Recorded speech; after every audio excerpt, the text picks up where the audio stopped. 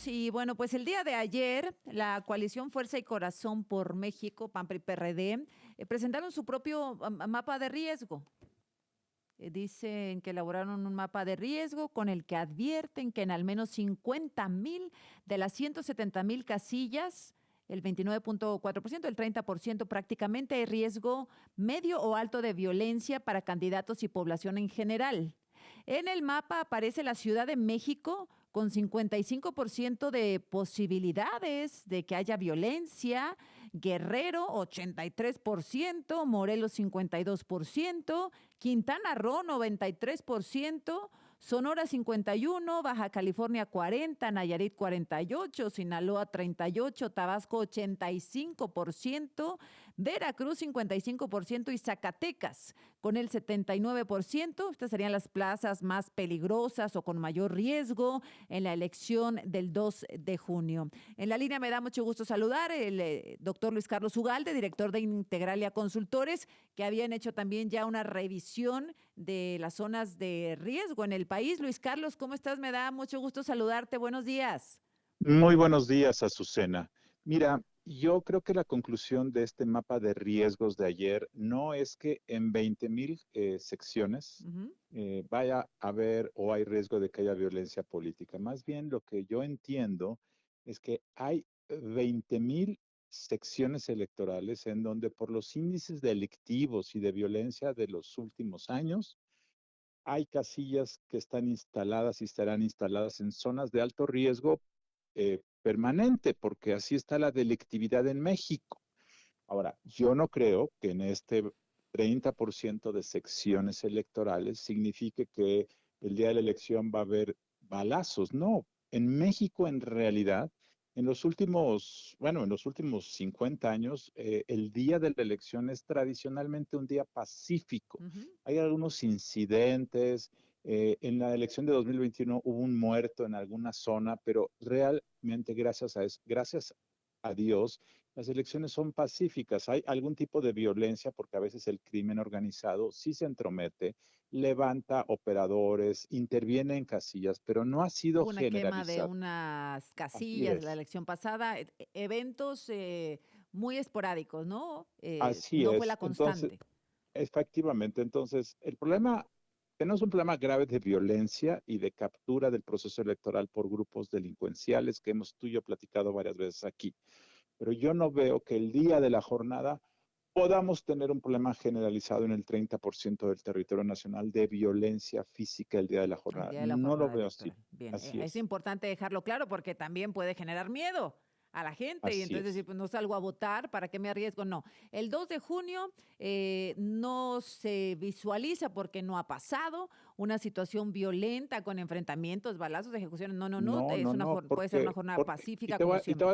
y te voy a decir la razón. La Ujú. razón es que los grupos del crimen organizado no necesitan hacerlo. Es decir, ellos necesitan garantizar que sus candidatos ganen. Y eso ya está garantizado en los territorios que controlan. Entonces, el 2 de junio, vote quien vote, ese hecho ya está Consumado. garantizado para ellos. Todo Así es, sucedió antes. así Mataron a es, los que no querían, amenazaron y bajaron a los que no les gustaban. Hace ratito hablaba con el dirigente del PRI en Jalisco y me dice, a ver, a nosotros nos bajaron a 7 porque el crimen organizado así no nos dio permiso, así literalmente, de es. 7 municipios en ese estado. Así es, como eso ya ocurrió, esas negociaciones ya causaron efecto, ya no es necesario que haya violencia el día de la jornada electoral, efectivamente. Oye, Luis, ¿cómo has visto, déjame brincar a este tema, la actuación del INE frente al presidente López Obrador, frente a las candidatas? El Instituto Nacional Electoral prefirió no enfrentarse con el poder. ¿Cómo ves cómo ha actuado en estos días y en estas campañas? Pues a mí me parece que las autoridades electorales han sido eh, complacientes, han sido inoportunas, han dejado pasar la pelota y hay muchos goles que se han metido que ya han causado un daño irreparable, ya están generando una inequidad que puede ser muy problemática para la fase postelectoral, porque cada vez que dejan pasar una intervención de López Obrador, cada vez que dejan que el presidente viole la Constitución, cada vez que no atienden quejas de los jugadores, lo único que están construyendo es que el 2 de junio en la noche y el 3 de junio haya muchas quejas y muchas impugnaciones y que pongan en duda la validez o la legitimidad de la elección. Ese es el problema. El tema de las mañaneras. Hace 3 o 4 semanas hubo una discusión donde se pidió que el presidente se suspendieran las mañaneras. El INE nuevamente dijo que no se podía, que había que ir caso por caso. Esa idea del caso por caso no funciona porque el presidente Claro. todos los días habla de elecciones, de la oposición la ataca, está atacando la Marcha Rosa, que es un evento a favor de Xóchitl Gálvez, genera una discusión pública, habla de corrupción del pasado. Es el principal promotor de la campaña ideológica de Morena. Esto es obvio y evidente y el INE sigue con una visión muy legalista, administrativa. Efectivamente, es muy difícil que tú le ordenes al presidente cero mañanera y que el presidente no te haga caso. Ese es un riesgo mayor que, por supuesto, para el INE es una consideración de que no puede dar una instrucción, se incumple y luego, ¿qué haces? Esas cosas pueden ocurrir, pero yo creo que el INE y el tribunal, sobre todo las dos juntas, debiesen dar una señal clara, explicar qué está pasando, cuáles son los límites, cuáles son los riesgos, porque a medida que tú forzas que la oposición se sienta desatendida, ignorada en los hechos, estás forzando a que la oposición el 2 de junio, en caso de que ganara Sheinbaum, no va a poder levantar la mano por el hecho de agravios acumulados que no han sido atendidos. Del Entonces, piso tan yo sí, disparejo, ¿no? del piso tan Ujú, ujú. disparejo y que efectivamente, pues no pasa nada. Bueno, más bien, todos los días el presidente habla de lo mismo y no pasa nada. Entonces, creo yo que a pesar de que sus atribuciones sí son limitadas, a pesar de que del riesgo de desacato de un presidente que te diga, pues haz lo que quieras, yo voy a seguir hablando porque el pueblo me lo pide, hay situaciones que son riesgosas, pero yo creo que el INE y el tribunal podrían haber hecho más ¿Por en este tema y precaución, no lo han hecho. por miedo o por complicidad? Yo no creo que sea complicidad. Yo creo que en los órganos colegiados como el INE hay consejeras, consejeros que quisieran hacer más, Ujú. otros que quisieran hacer menos. Yo creo que hay una combinación, de los que no quieren hacer nada, es una combinación de miedo, es una combinación de presión, es una combinación de no podemos, la ley no nos da atribuciones. Y entonces, en órganos colegiados, cuando eso ocurre, pues acaba por prevalecer la parálisis. Pues sí, Eso es. exactamente, exactamente. Eh, ese es el problema que estamos viendo. Oye, doctor, se puede perder la confianza que se había ganado en las instituciones, disminuir.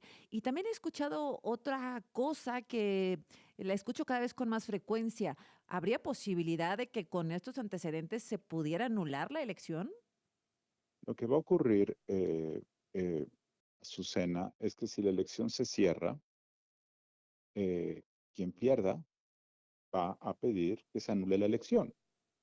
Ujú, Esto, y vaya, y esto lo hizo López Obrador en 2006 y lo ha hecho en otras ocasiones. Entonces, siguiendo el libreto de López Obrador, quien pierda en un escenario así va a pedir que se anule por los mismos argumentos de López Obrador de 2006. ujú, Yo he dicho que si López Obrador de 2006 existiera, que ya no existe, ujú.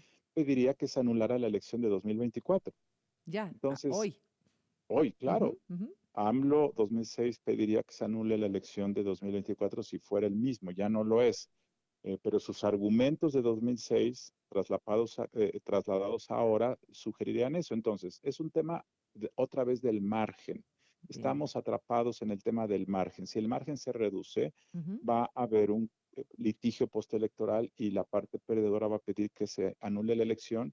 Y si la parte perdedora es la oposición, Sí. pues hay un catálogo amplísimo de violaciones que van a darle mérito a esa petición. Ese es el gran Sí. problema. Yo creo que a quien menos conviene en este momento que López Obrador siga interfiriendo es a la candidata puntera. Bien. Doctor, como siempre, gracias, Luis Carlos. Buenos días, Gracias, Azucena. buenos días. Regresamos.